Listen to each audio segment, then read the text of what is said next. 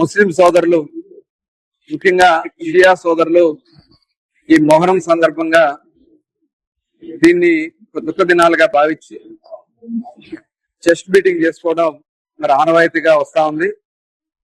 Karbala మైదానంలో అసువులు బాసినటువంటి అమరవీరుల కోసం వారి త్యాగాల్ని స్మరించుకుంటూ మరి నేటి సమాజంలో కూడా వాళ్ళ త్యాగాలను మరొకసారి గుర్తు చేయాలన్న ఉద్దేశంతో ఈ మొహరం కార్యక్రమాన్ని చేసుకుని వాళ్ళకి చెస్ట్ బీటింగ్ చేసుకుని రక్త తర్పణ ద్వారా వాళ్ళకి నివాళులు అర్పించుకుంటూ ఉంటారు. ఇది దేశవ్యాప్తంగా కూడా ప్రపంచ వ్యాప్తంగా కూడా పెద్ద ఎత్తున చేసుకుంటారు. మరి గతంలో ఉమ్మడి ఆంధ్ర రాష్ట్రంలో హైదరాబాద్ లో పెద్ద ఎత్తున జరిగేది.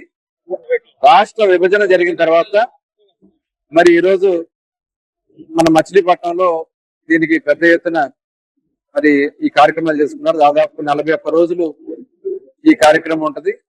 ఈ రోజు మొహరం సందర్భంగా మరి వాళ్ళు ఈ కోనేరు సెంటర్ లో ఇక్కడ చెస్ట్ బీట్ చేసుకుని నివాళులు అర్పించుకుంటారు. దానికి తగ్గట్టుగా ప్రభుత్వ పరంగా అన్ని ఏర్పాట్లు కూడా చేయడం జరిగింది. ప్రధానంగా ఇక్కడ ఇంకా మెడికల్ క్యాంపులు కూడా ఏర్పాటు చేసి ఎక్కడ కూడా ఎవరికి ఇబ్బంది రాకుండా ఓఆర్ఎస్ ప్యాకెట్స్ కానీ, విటమిన్ టాబ్లెట్స్ కానీ అన్ని రకాల ఫెసిలిటీస్ అండ్ డాక్టర్స్ కూడా ఇక్కడే అవైలబిలిటీగా ఉంచడం జరిగింది.